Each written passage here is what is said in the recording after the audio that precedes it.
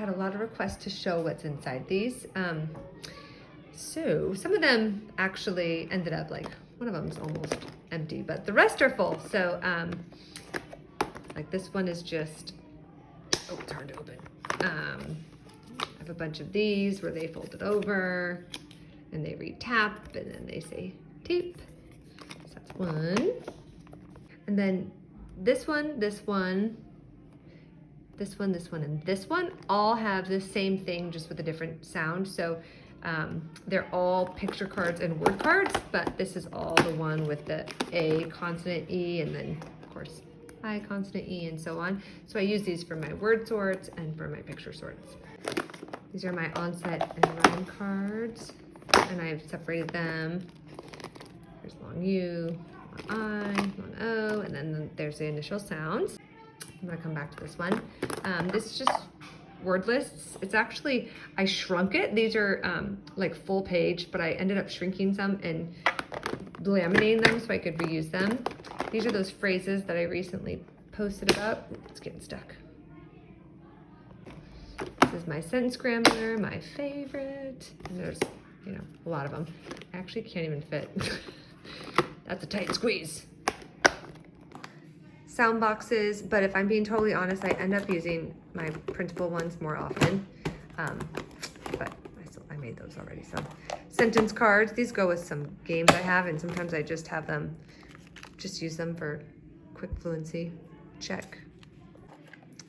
This is another just kind of extra activity. They, you can give them one of these cards. Oops, they're stuck together. And then all of the vowels, and they slide in the different vowels. Sorry, it's hard with one hand. And then they read the word and they write down the ones that are real and not the ones that are not real. So after I've taught all the jobs of Silent E, I like to do a couple word sorts on, well, the same word sort, but with different word cards on different days, just to review. And so these are headers, and this is another choice of headers. That's a little bit less stuff on it.